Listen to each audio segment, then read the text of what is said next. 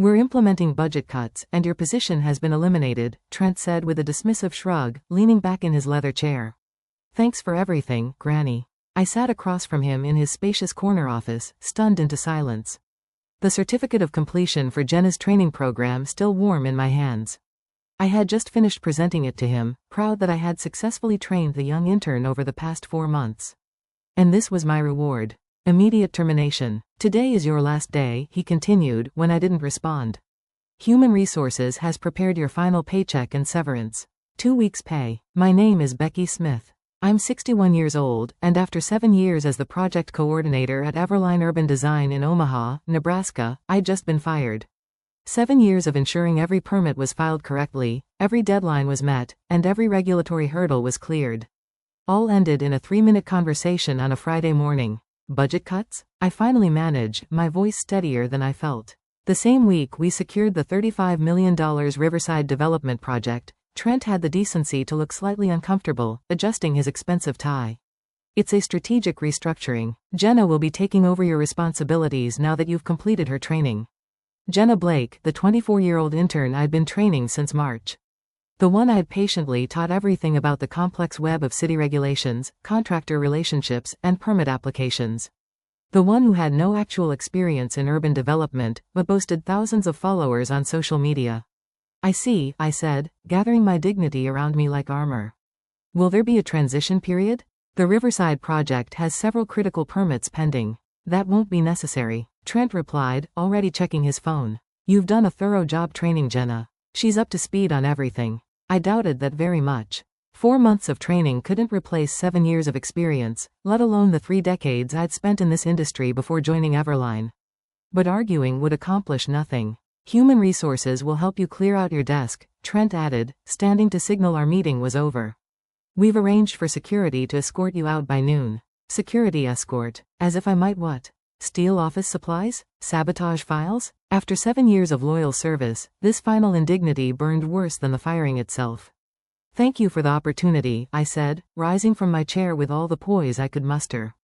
It took every ounce of self-control not to tell him exactly what I thought of him and his strategic restructuring. As I walked out of his office, I saw Jenna waiting by the reception desk. Excitement poorly concealed behind a mask of professional concern. She'd known this was coming. Perhaps she'd even orchestrated it. And in that moment, as the reality of my situation sank in, I made a decision. I wouldn't fight. I wouldn't scream. I would simply leave. What they didn't know was how ugly this would get for them. 2 hours later, I placed the small box containing my personal belongings in the trunk of my car and sat in the driver's seat, finally allowing myself a moment to process what had happened. 7 years of dedication ended with budget cuts, Granny, and a security escort. I hadn't always worked at Everline. For most of my career, I'd been at larger firms in Omaha's development sector. But 7 years ago, when the housing market crashed and layoffs swept through the industry, Trent had recruited me specifically for my regulatory expertise. We need someone who knows how to navigate the system, he'd said then. Someone with established relationships at the city planning office. Those relationships had been crucial to Everline's growth from a struggling 5-person studio to one of Omaha's most promising architecture firms. The Riverside development was their biggest project yet, a $35 million mixed-use complex that would transform the downtown riverfront. I'd spent months securing the preliminary approvals, calling in favors from contacts I'd cultivated over decades. I hadn't minded when Trent asked me to train Jenna. New blood was important in any company, and I enjoyed mentoring younger staff. For 4 months, I'd patiently explained every form, every deadline, every unwritten rule that made the difference between a stalled project and a successful one. The trick with the zoning office is to submit on Tuesdays, I'd told her. Harold reviews applications on Wednesdays, and he's much more lenient than the Thursday staff. Jenna had nodded, taking careful notes, asking thoughtful questions. I'd been impressed by her attention to detail, her apparent eagerness to learn. I'd even defended her when other staff complained about her constant social media posting.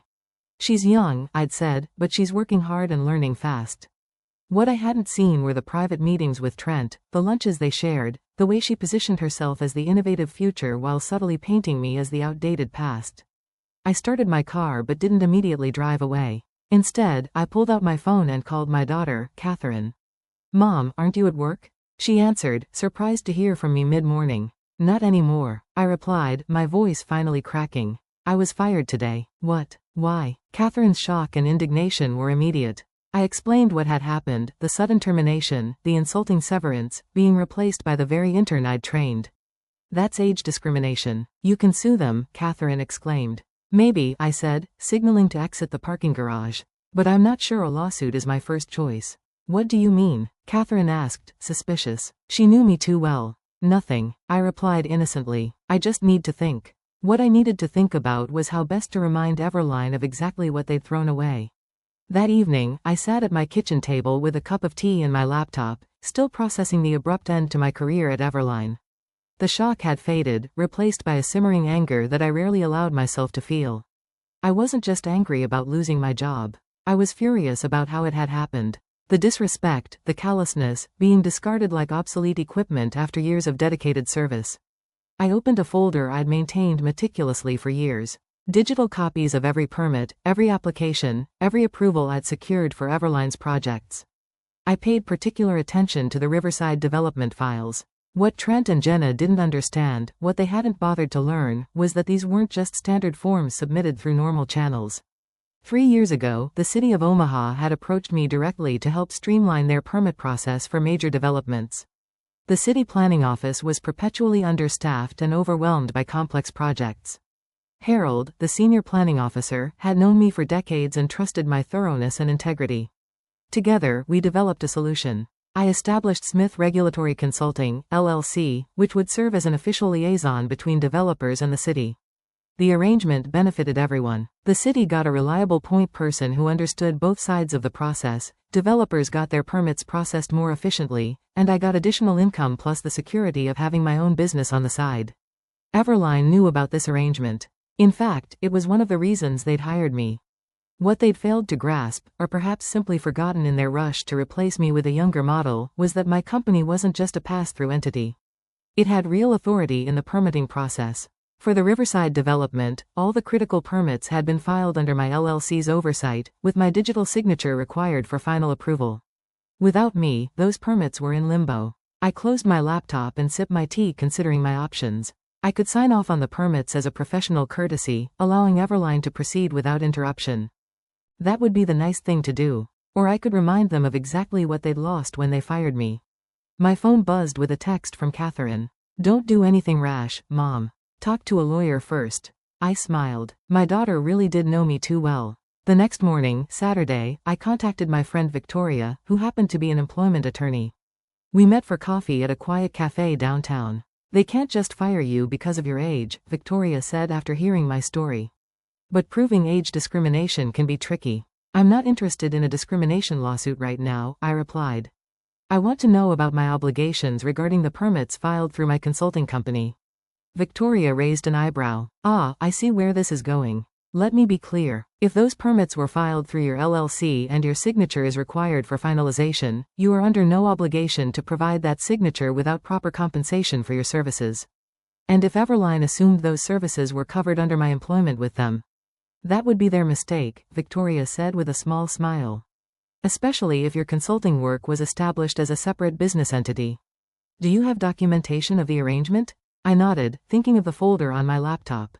Perfect, Victoria said. Let me draft a letter outlining your position. As I drove home from our meeting, I felt a strange sense of calm. For the first time since hearing Trent's dismissive budget cuts, Granny, I felt in control again. Monday would be interesting. Monday morning arrived with a flurry of missed calls and increasingly frantic text messages from Everline. I ignored them all as I calmly went about my morning routine. Breakfast, crossword puzzle, a bit of gardening in the early spring sunshine. It was the first Monday in years I hadn't spent in a fluorescent-lit office, and I was determined to enjoy it. At 10:15 a.m., my phone rang again. This time it wasn't Trent or anyone else from Everline. It was Harold from the city planning office. I decided to answer. Becky, thank goodness, Harold said when I picked up. We've got a situation with the Riverside permits. Everline submitted a request for final approval, but everything's filed under your LLC.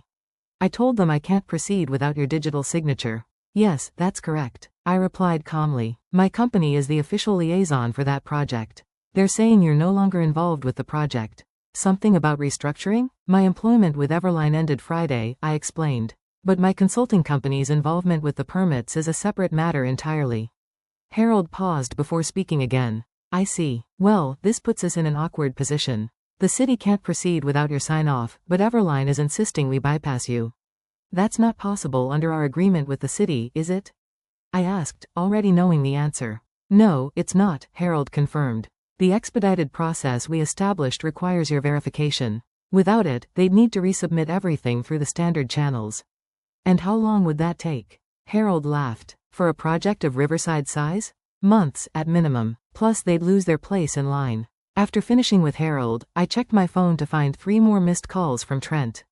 The latest voicemail was notably different from his earlier messages. Becky, look, I think there's been a misunderstanding. Can we please discuss the Riverside permits? Call me back as soon as possible. I smiled. The panic in his voice was unmistakable. He'd finally realized what my firing actually meant for his precious project. At noon, I received an email from Victoria with the draft letter she'd prepared for Everline. It was perfect. Professional, firm, and crystal clear about my position. Smith Regulatory Consulting would be happy to complete the permit process for the Riverside development for a consulting fee of $75,000. Approximately what I would have earned in salary over the next 9 months, plus formal credit as the regulatory compliance specialist on all project documentation. I approved the letter and Victoria sent it immediately. Trent's response came within minutes. A hastily written email demanding that I call him for an urgent discussion. I ignored it. Instead, I drove to my favorite nursery and spent the afternoon selecting plants for my garden. I was examining tomato seedlings when my phone rang again. This time, it was a number I didn't recognize. Hello, Mrs. Smith? This is Jackson Warren. I nearly dropped my phone. Jackson Warren was the principal investor in the Riverside development, a prominent businessman with deep pockets and a reputation for not tolerating delays. Yes, Mr. Warren, what can I do for you?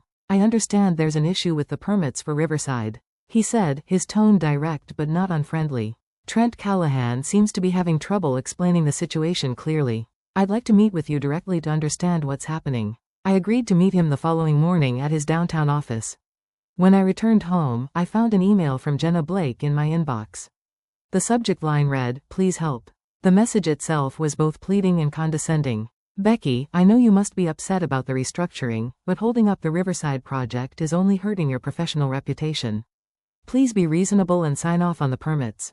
I'd be happy to include your name in the acknowledgements. Acknowledgements. After being fired and replaced, she thought I'd settle for a mention in the acknowledgements. I deleted the email without responding and went back to planning my garden. Tomorrow's meeting with Jackson Warren would be interesting indeed.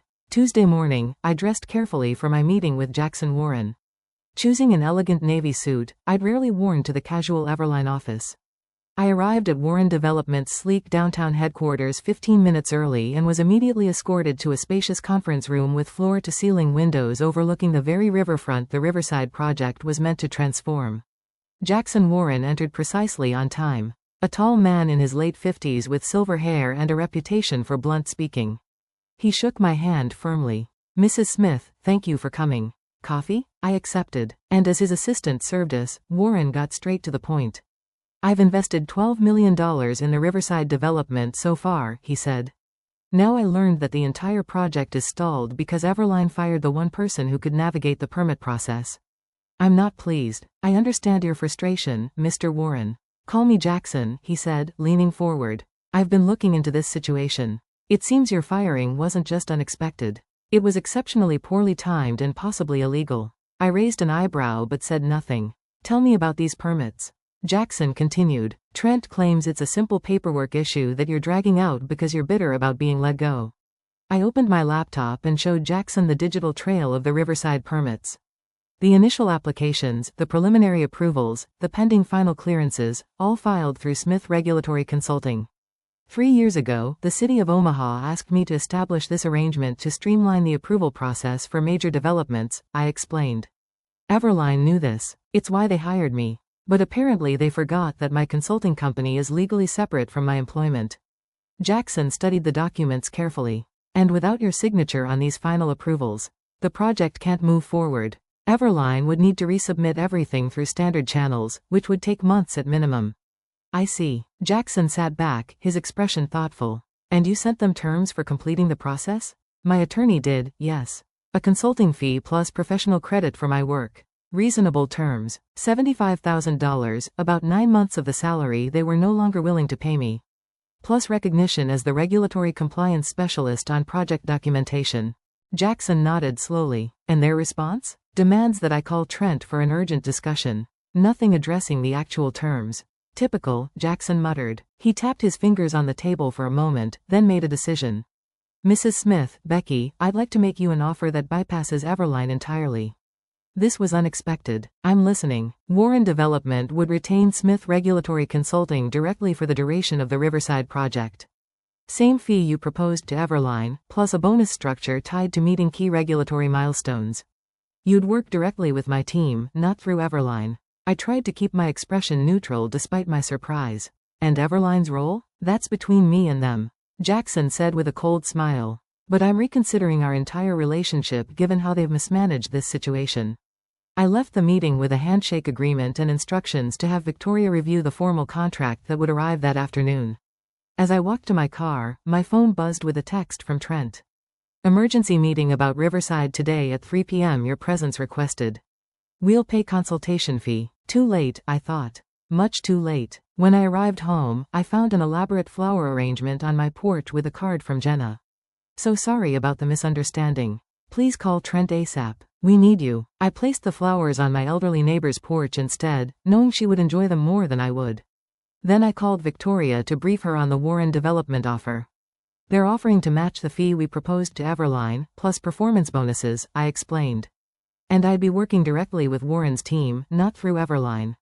Cutting Everline out entirely, Victoria said with an appreciative whistle. That's quite a development. Did Warren indicate what this means for his relationship with Everline? He said he's reconsidering it. I got the impression that Trent has some explaining to do. I imagine he does, Victoria replied. Send me the contract when it arrives. In the meantime, I suggest you continue ignoring Everline's increasingly desperate attempts to contact you. I spent the afternoon in my garden, planting the seedlings I'd purchased the day before. It was therapeutic, digging in the soil, setting young plants into place, imagining the harvest to come.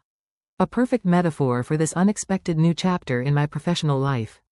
Planting seeds for future growth after being uprooted. By Wednesday morning, news of my arrangement with Warren Development had spread through Omaha's tight-knit development community.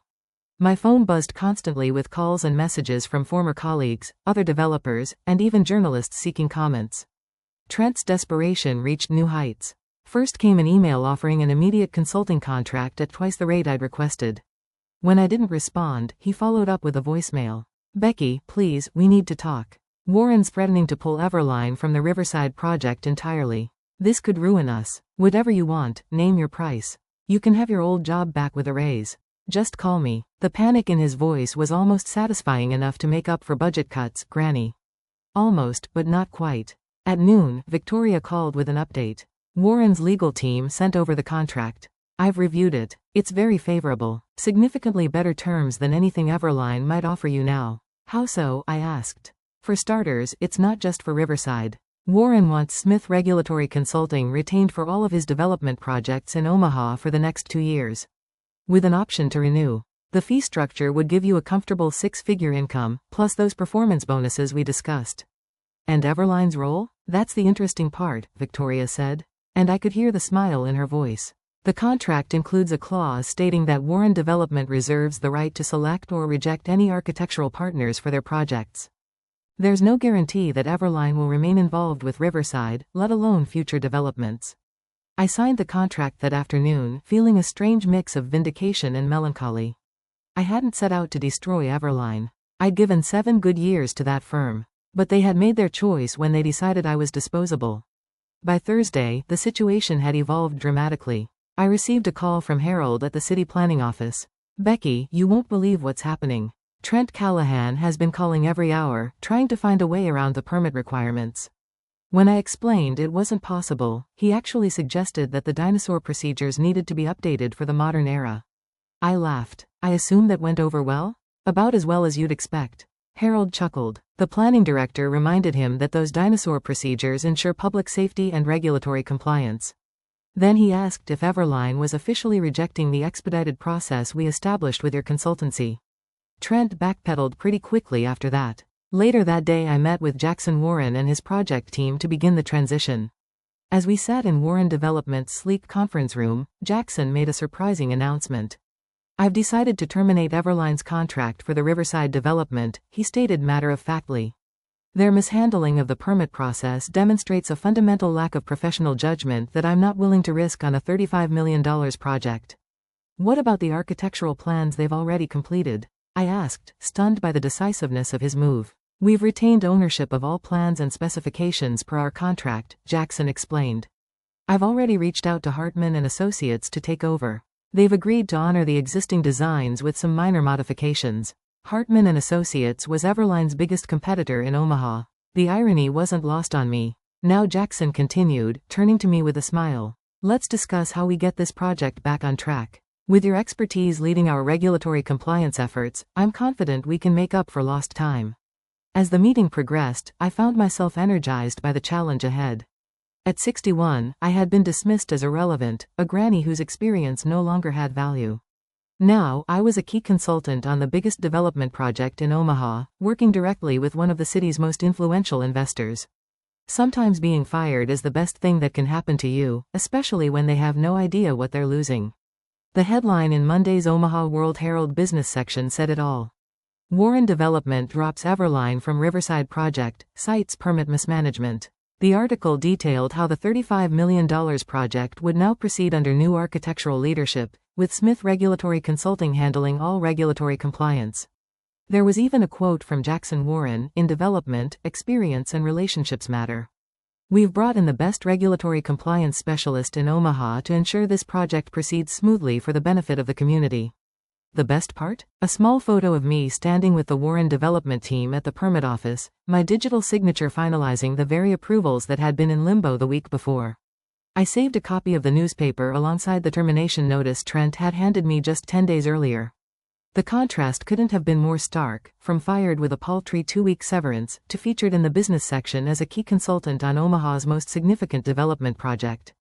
Catherine called shortly after the article was published. "Mom, you're famous," she exclaimed, "and I just heard through the grapevine that Everline is in complete disarray."